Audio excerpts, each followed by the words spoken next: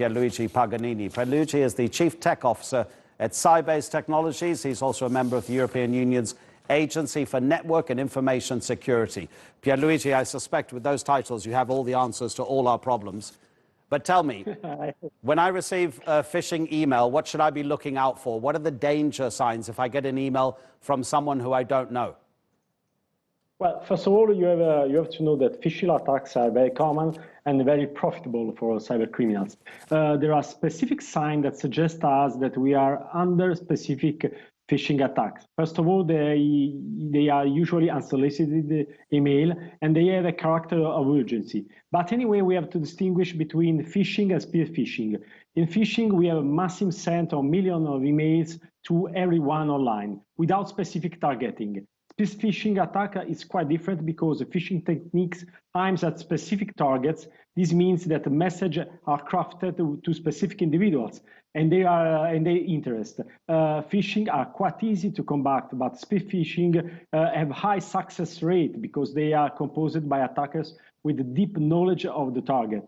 Let me say that not only by people that they don't know, but from everyone. Be careful when opening any kind of attachment or click on any links is included in such kind of emails.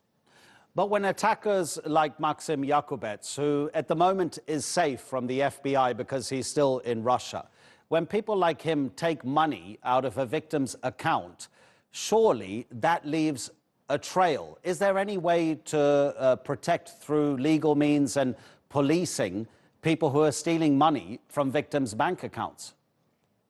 First of all, we need a joint collaboration between the law enforcement worldwide. So to trace the money, we need a collaboration between the different agencies, between security firms, and of course, between also governments themselves. If a criminal is protected by a government, is a huge problem because in many cases we are seeing also that some criminals also provide their services to specific areas of specific governments. So first of all, in order to fight these people, we need a legal global framework that must be accepted by all governments. I'm not sure if this is your speciality, Pierluigi, but you know, cyber warfare has obviously become a very modern way for a country to disturb the activities of another country. Is that particularly difficult to counter? Are we talking about the very, very, very top experts in cyber activity, working for governments around the world and doing things that actually most normal people simply would not understand at all? Yeah, it's my job. Right, so okay.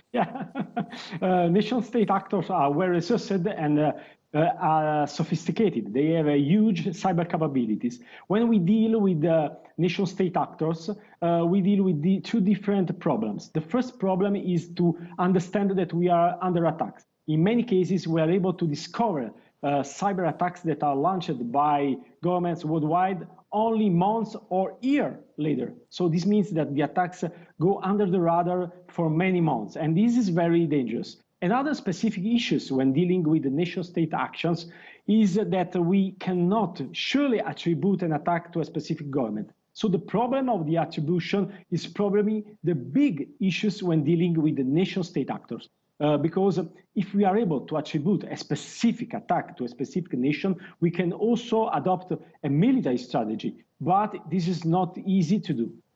Okay, but people like me, father of 2 young children, housewives around the world, we get emails from all kinds of people. You know, I get emails regularly from people who claim to be the sister-in-law of Muammar Gaddafi. She has $177 million in the bank and she can give me half of it if I provide my bank account details. Obviously, some people fall for those kinds of tricks, but give us your most important tips for everyday internet users about keeping themselves safe from emails.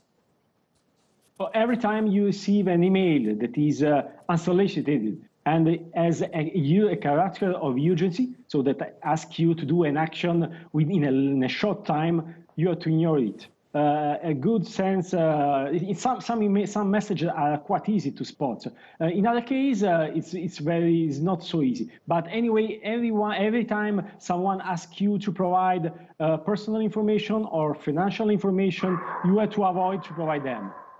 Pierluigi, thank you so much indeed for your time. Really interesting to hear your expert opinion on cybercrime. Pierluigi Paganini speaking to us from Rome.